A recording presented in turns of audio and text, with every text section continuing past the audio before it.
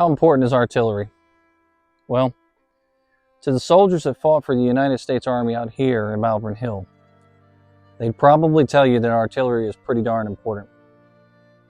To the Confederates that fought out here and fell in these fields, they know just how important it is. We're out here to share the story of Adelbert Ames. Adelbert Ames was born on October 31st, 1835 in Rockland, Maine, the younger son of Jesse and Martha Bradbury Ames. His father was a sea captain and owned the Ames Mill in Northfield, Minnesota. Ames was educated in local schools and followed his father to sea as a young man. In 1856, he received an appointment to the United States Military Academy, graduating in 1861, just 2 months after the Civil War began. Commissioned as a second lieutenant in the 2nd U.S. Artillery on May 6, 1861, Ames was promoted to first lieutenant within a week and reassigned to the 5th U.S. Artillery. He was severely wounded in the right thigh during the First Battle of Bull Run on July 21, 1861, but refused to leave his position. For this bravery, he received the Congressional Medal of Honor 32 years later.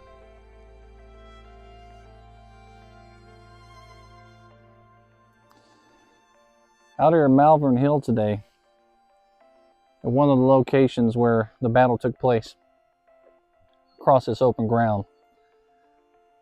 And out here, a man by the name of Adelbert Ames, or Adelbert Ames, depending on how you pronounce it, was on that ridge line just behind me there with Company A. And he had himself 6 12-pounder guns out here firing into the face of the enemy. At the time that he was fighting out here on July 1st of 1862, he was a lieutenant. By the time the war was over with, Mr. Ames would be a general. And in 1933, Mr. Ames would be the last general from the American Civil War to die. If you watched a previous video where we talked about another famous artilleryman, Mr. Pelham, he was a really good friend of Mr. Pelham's. The fight out here was a lot like the fight that took place at another famous stop called Gettysburg, especially with the artillery duel that was going back and forth and the men charging from one location to another. But it's kind of hard to imagine the loud guns and everything that would have gone off out here at this location, simply because today it's just a peaceful countryside and it's literally on some backcountry roads. It's in the middle of nowhere. Beautiful, beautiful cornfields as far as the eyes can see. Beautiful trees with the landscape being painted orange and red from the changing of the trees for fall. But on July 1st, 1862, this field was a field of fire and death and destruction. And there was no escaping that destruction out here at the Battle of Malvern Hill. After returning to duty in the spring of 1862, Ames briefly served in the defenses of Washington, D.C., and participated in key battles during the Peninsula Campaign, including the Siege of Yorktown and the battles of Gaines' Mill and Malvern Hill, the latter earning him a brevet promotion to lieutenant colonel. Ames returned to Maine to seek a regimental command and was appointed colonel of the 20th Maine Infantry Regiment on August 20th, 1862. He led his regiment through the Maryland, Fredericksburg, and Chancellorsville campaigns. On April 27, 1863, Major General George G. Meade appointed him aide-de-camp, and on May 20th, he was promoted to Brigadier General of Volunteers. Now, all along this ridge line here, leading back in that direction there, that's where 29 guns from the Union artillery would have been placed. And it also stretches out back towards the wooded area here, from over in this direction, leading around this direction here. We're talking about heavy, heavy pieces of artillery out here, one company after another, firing in this direction where I'm standing now, because the Confederates are coming up to at least this point for sure. They never quite made it to the guns over there on that ridge. But the deadliest thing that was being fired out here was the canister shot. As soon as they would put that in there, that canister shot comes out with hot lead balls. And that, or hot iron balls that are coming out of the end of the cannons. That hot iron shot that's coming out is spreading like rapid grape shot, rapid fire. It's almost as if a whole line of infantrymen has let loose, and these large pieces of metal are essentially flinging out of the end of this at a very rapid speed. And the Confederate lines, as they're approaching from this direction over here, I mean, they're just melting. And often that wooded line there is where the Confederates would be coming from, at least a portion of them, as they were marching up in this direction. But by the time they got over here, the lines were chaos. They were disorganized. They were falling apart. Men were laying on the field wounded. Some of them already dead. We talked not too long ago out here about a Confederate soldier that lay out here dead as his brother trampled right over the spot, not realizing that his own brother had been hit by one of those canister shots out here and had ripped a hole right through his chest. That's the kind of carnage and destruction we're talking about.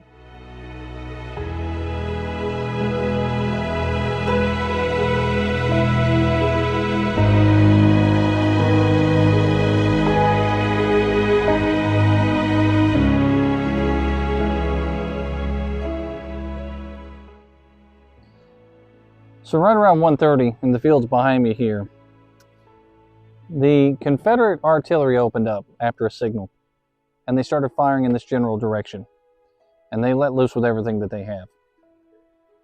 The Union gunners that are on the fields in front of me here also replied to the fire, and they let open a lively fire, hitting with precision, striking caissons behind me, and Confederate artillery pieces, along with infantrymen that are hiding in those woods back there. From the very beginning, this fight is doomed. Adelbert Ames, like I said, is up here on this hill with his 6 guns in Company A. And he is preparing for the worst. Now, he's not an idiot by any stretch of the imagination. He's a very well-trained soldier. He knows exactly what he's doing. He's a good officer, too. Eventually, he goes on to earn the Medal of Honor. He gets a promotion by the end of the war to general as well. Adelbert Ames is firing his guns over here as rapidly as he can. Now, some of the descriptions that take place out here, some of the things that people talk about, entire lines of men falling flat on their face because of the firing from these cannons out here. We're talking about uprooted ground from the cannon and the canister shot that comes across this field and lands out here on these fields.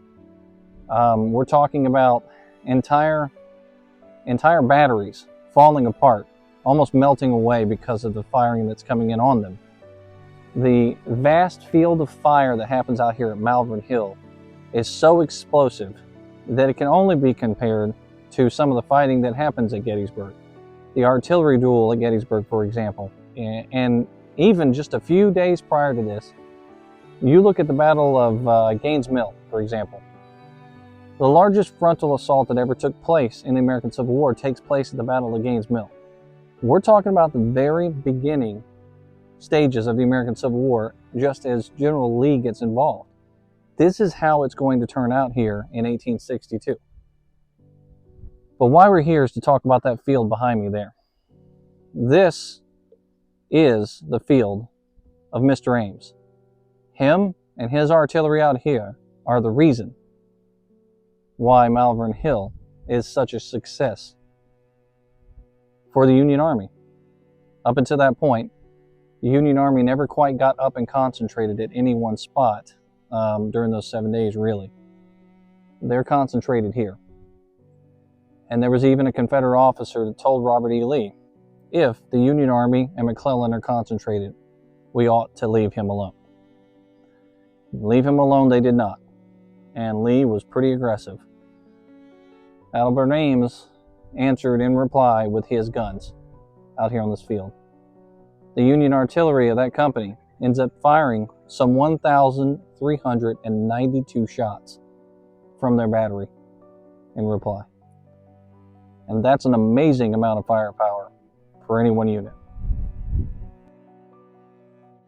As the Gettysburg campaign began, Ames passed command of the 20th Maine to Joshua Lawrence Chamberlain. He took command of the 2nd Brigade, 1st Division, 11th Corps in the Army of the Potomac.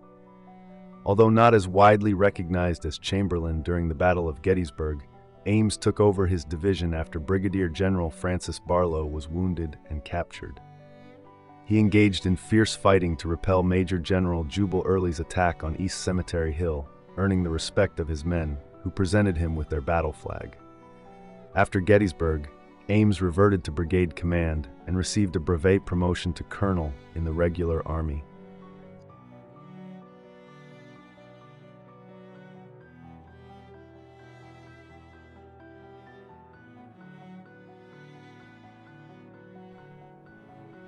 Imagine being a soldier out here on these fields in that artillery unit, positioned on that small rise right there behind me.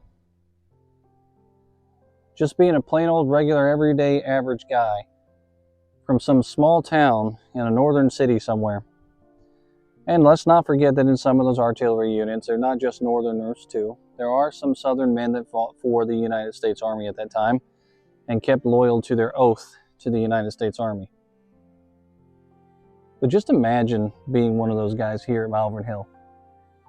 I mean, you've already been running from one location to another. The guns are heavy. You've had to limber them up. You've had to position them, place them, fire them all day long, pick them back up, stick them back into a position to be carried, drag them along, go to another place, do the same thing all over again. And not to mention, you're running ragged. They call this the 7 days battles for a reason. We're talking fight after fight from one location to the next, and it was intense. It did not let up for a long time. And then finally, the Union Army, instead of staying strong here at this hill and continuing to fight their enemy, they pack up and they go down the river. They truck away from here. Imagine the morale of the soldiers after this fight, thinking that they have created something grand here at Malvern Hill. Just to retreat, just to head down the river here to Harrison's Landing. The morale has got to be at an all-time low. And the fear that you must feel when you're standing in these positions as the cannon shots flying over your head, because the Confederate artillery is trying to hone in on your position, and they haven't quite hit it yet. When the next one comes in, is it going to be on target? You won't know until it happens, and when it does, the caisson goes flying, the explosions happen all around you, men's arms and legs come flying off. There's death and destruction everywhere, and screaming. This is not a peaceful field. Not if you look at it the right way.